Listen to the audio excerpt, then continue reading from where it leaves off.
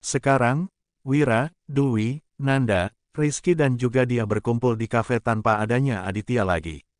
Pria itu sudah memutuskan untuk benar-benar menjauh dari kehidupan para sahabatnya yang mengancam keharmonisan rumah tangganya. Wira yang mendengar sendiri pernyataan Aditya dari sambungan telepon tentu saja sangat terkejut. Wira juga sudah tahu tentang apa yang terjadi saat malam ulang tahun Aditya.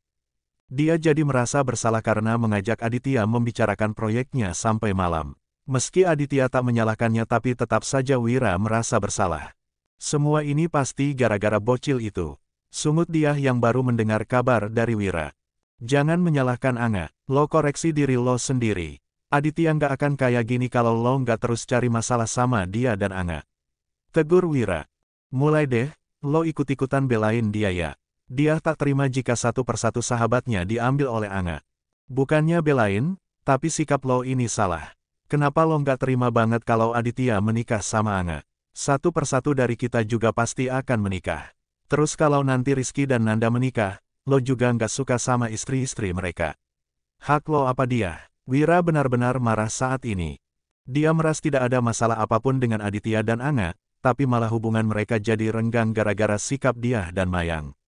Terlebih Mayang yang saat ini entah di mana. Wira tak tahu keberadaannya sekarang ini. Sudah berangkat ke Rusia lagi apa belum? Sebenarnya Wira juga tidak menyukai keberadaan Mayang sejak awal meski Mayang juga sahabatnya. Dia ingat bagaimana dulu saat Mayang meninggalkan Aditya. Gue nggak akan kayak gini kalau yang dinikahi Aditya itu Anga. Kayak nggak ada wanita lain aja. Terus siapa yang harusnya dinikahi Aditya? Lo gitu. Dwi mulai bersuara setelah sejak tadi dia hanya menatap dia dengan jengah. Dia mulai muak dengan sikap sahabatnya itu. Apaan sih lo Wi? Udahlah dia, gue tahu kalau dari dulu lo suka sama Adit bahkan sejak dia masih sama Mayang. Sekarang lo jadi nggak suka sama Anga karena lo nggak bisa dapetin Adit kan? Dia merasa gugup dan tidak bisa menjawab apapun yang Dwi katakan. Padahal sejak tadi dia terus saja bersuara dengan lantang. Apa, jadi bener dugaan gue kemarin kalau lo suka sama Aditya? Nanda tersenyum mengejek. Gila, Rizky sampai geleng-geleng menatap dia. Jadi itu alasan lo nggak suka sama Anga? Tanya Wira. Kalian ngomong apa? Lo nggak udah sok tah ya Wi? Gue melakukan ini semua cuma karena Mayang. Gue tahu kalau dia cinta banget sama Aditya makanya gue bantuin dia, kilah dia. Dengan cara menyakiti Anga gitu. Lo nggak ingat gimana dulu Mayang ninggalin Aditya gitu aja. Lo nggak ingat gimana Aditya terpuruk waktu itu. Dan sekarang dengan mudahnya Mayang datang meminta Adit kembali. Gila nggak kalau kayak gitu menurut lo? Dia kembali diam. Dia tidak pernah mendapatkan intimidasi seperti itu dari Wira maupun sahabatnya yang lain. Baru kali ini dia benar-benar dipojokkan tanpa ada yang membelanya. Satu persatu dari kita pasti akan berkeluarga dia. Cuma gue dan Dwi aja yang kebetulan bisa menikah di antara kita. Tapi lo juga nantinya punya suami, Nanda dan Rizky punya istri. Kita nanti juga punya kehidupan sendiri-sendiri. Kalian butuh privasi, kalian butuh waktu berdua dengan pasangan masing-masing. Kumpul-kumpul kayak gini udah nggak penting lagi kalau kalian udah berkeluarga nantinya. Begitupun Aditya, sekarang prioritasnya bukan kita, tapi istrinya. Jadi gue mohon kita sebagai sahabatnya bisa ngerti keadaan dia, terutama lo dia. Wira kembali menatap dia dengan tajam. Kalau lo sampai buat ulah lagi, mending kita nggak usah kenal lagi. Gue juga nggak mau punya sahabat toksik kayak lo. Dia mengepalkan tangannya dengan kuat di bawah meja. Dia tidak terima dengan semua yang Wira katakan tadi. Sekarang ini, bukannya dia sadar tapi malah semakin membenci Anga. Sementara itu, Rizky dan Nanda terdiam dan merenungkan apa yang Wira katakan. Mereka mulai sadar kalau kehidupan mereka bukan hanya berpusat pada persahabatan mereka saja. Malam harinya, Wira dan Dwi bertandang ke rumah Aditya. Mereka berdua datang tentu dengan niat baik untuk meminta maaf pada Anga. Mbak Dwi, Kak Wira. Anga terkejut dengan kedatangan kedua orang itu. Malam Anga, kami nggak ganggu kalian kan? Enggak kok, ayo masuk. Anga menyingkir dari pintu untuk mempersilahkan tamunya masuk ke dalam rumah. Siapa dek? Aditya keluar dari arah dapur. Wira, Dwi, ngapain kalian di sini? Aditya begitu terkejut. Silahkan duduk dulu mbak, Anga memilih untuk meminta Dwi dan Wira duduk terlebih dahulu. Makasih dek, Dwi selalu tersenyum ramah pada Anga. Sorry gue datang nggak kasih kabar dit. Nggak apa-apa Wir, emangnya ada apa sampai kalian ke sini? Bukannya gue tadi udah jelasin semuanya sama lo kalau gue nggak bisa lagi kumpul sama kalian. Anga tidak tahu ternyata Aditya benar-benar menuruti keinginannya untuk menjauh dari mereka. Justru itu Dit, gue datang ke sini karena mau minta maaf sama kalian terutama sama Anga. Anga Kak, kenapa Kak Wira minta maaf sama Anga? Anga malah jadi kebingungan. Anga, kami sudah mendengar semuanya dari Aditya termasuk yang sudah dia dan Mayang lakukan sama kamu. Kami minta maaf karena saat ulang tahun Aditya kami malah membantu dia menahan Aditya di kafe. Tapi kamu tenang aja, Aditya benar-benar sudah tidak ada apa-apa dengan Mayang. Selama di kafe, Aditya juga cuma ngobrol sama Kak Wira aja. Bukan sama Mayang. Jadi kamu percayalah sama suami kamu ini. Dia tidak membohongimu, dia hanya bodoh saja karena tidak melihat pesannya yang gagal terkirim sama kamu, terang Wira. Anga percaya sama Mas Adit kok Kak. Justru Anga yang minta maaf sama Kak Wira dan Mbak Dwi karena kalian sampai datang ke sini dan menjelaskan semuanya. Nggak apa-apa Dek, kami hanya membantu meluruskan aja biar kamu nggak salah paham sama Aditya, Imbu Dwi.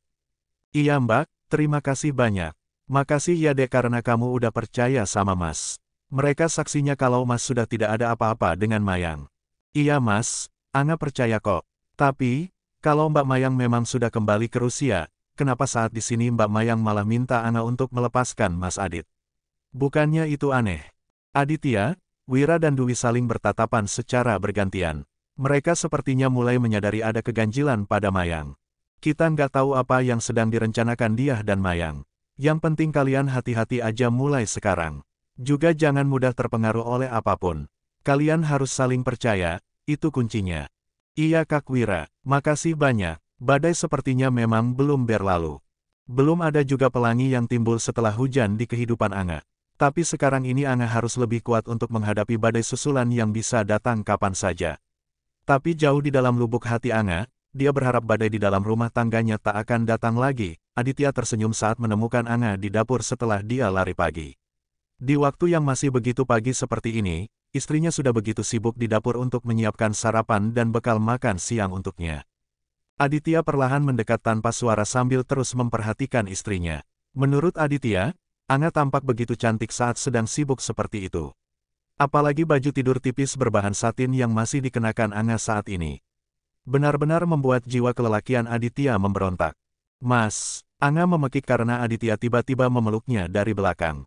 Membelit pinggangnya dengan erat dan langsung menjadikan bahunya sebagai tumpuan dagu pria itu. Masak apa Dek? Aditya suka sekali harum tubuh Anga yang baru bangun tidur dan belum mandi seperti ini. Entah karena Anga dari dulu hidup di keluarga berada dan selalu wangi setiap saat atau memang tubuh Anga tidak pernah memancarkan bau tidak sedap, Aditya tidak tahu. Yang jelas Anga selalu wangi menurutnya, tapi harum keringat Anga bercampur lotion yang dipakai tadi malam membuat Aditya candu. Masak nasi goreng aja buat sarapan.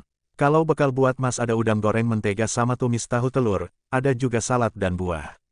Mulai pinter masak istri Mas Adit ini ya. Tapi Anga nggak bisa kalau nggak sambil lihat di sosmed Mas. Ya nggak apa-apa, namanya juga lagi belajar. Aditya semakin gencar menghirup aroma tubuh Anga. Bibirnya bahkan sudah jalan-jalan di tengkuk Anga. Mas, lepas dulu dong. Anga lagi masak, yang ada nggak selesai-selesai. Kesal Anga sekaligus merasa geli karena ulah suaminya. Aditya ditambah badan Aditya yang terasa basah karena keringat itu justru terlihat begitu seksi menurut Anga. Nggak apa-apa, pelan-pelan aja masaknya. Masih pagi juga, Mas nggak bisa lepas nih kalau udah kayak gini. Habisnya kamu candu banget. Aditya selalu saja bisa membuat Anga tak berkutik dengan kata-kata manisnya. Meski sudah terbiasa dibuat tersipu oleh Aditya, tapi Anga tetap saja merasa gugup ketika diperlakukan Aditya seperti itu. Udah deh, mendingan Mas Adit mandi hembebebe, Anga melepas spatula yang dia pegang. Dia juga menghempaskan tangan Aditya dan langsung mendekat ke wastafel. Huk, kamu kenapa Dek? Dengan sigap Aditya memijat tengkuk istrinya. Huk, Anga terus mencoba mengeluarkan isi di dalam perutnya. Kamu sakit, Anga hanya menggeleng sambil membasuh bibirnya. Dia tiba-tiba merasa lemas di seluruh badannya. Huk, Anga kembali membungkuk ke wastafel karena perutnya kembali bergejolak. Kita ke rumah sakit sekarang ya Dek, kamu kayaknya beneran sakit deh. Aditya terlihat panik apalagi wajah Anga mendadak berubah menjadi pucat. Nggak usah Mas, Paling juga masuk angin biasa, tolak Anga tapi sekarang dia merasa kalau ingin menuju ke meja makan saja rasanya begitu susah. Untung ada Aditya yang memeganginya. Kalau tidak, mungkin Anga sudah ambruk dan berbaring di lantai. Masuk angin biasa gimana? Kamu pucat kayak gini dek, Aditya menuangkan minum untuk istrinya itu. Nanti juga baikan sendiri kayak Mas kemarin. Mas mandi dulu, abis ini kita pergi pokoknya. Mas kan kemarin udah nggak masuk kerja karena sakit. Terus kalau sekarang ke rumah sakit, Mas jadi nggak kerja lagi, ucap Anga sambil menahan tangan Aditya yang ingin pergi ke kamar mandi. Itu urusan Mas, yang penting kamu dulu. Tegas Aditya tak mau dibantah. Anga juga heran kenapa dia bisa tiba-tiba seperti itu karena mencium bau bawang yang ditumis. Biasanya juga tidak apa-apa. Selepas itu, Aditya benar-benar membawa Anga ke sebuah klinik terdekat. Aditya hanya ingin istrinya cepat mendapat penanganan. Mungkin kalau ke rumah sakit akan membutuhkan waktu yang lama, makanya Aditya memilih membawa Anga ke klinik.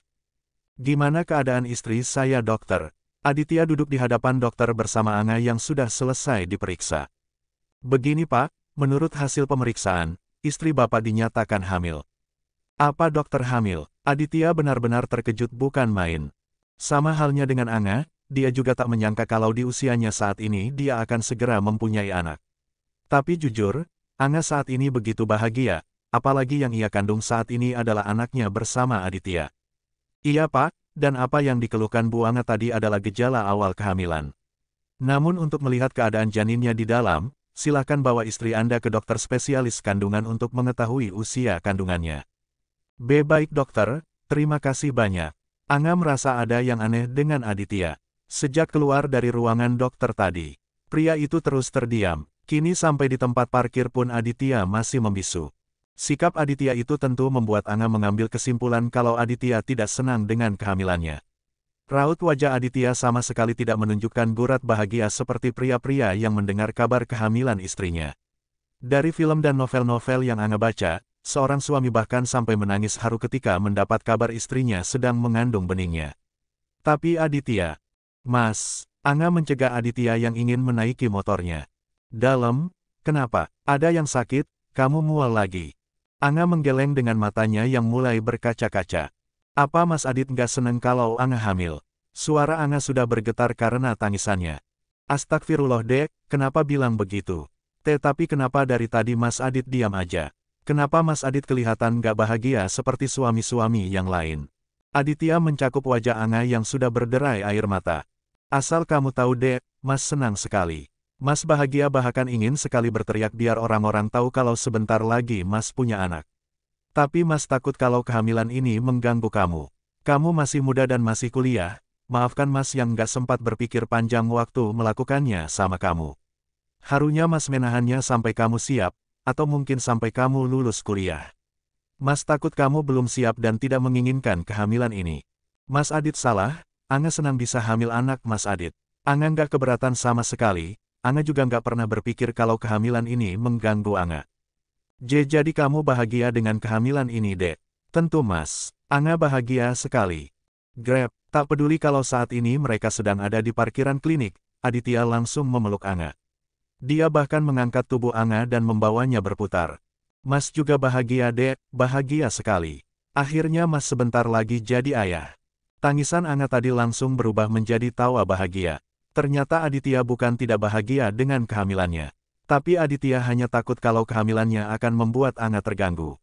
Sekarang, kita langsung ke dokter kandungan ya dek, Mas nggak sabar mau lihat anak kita, Aditya mengusap lembut perut Anga.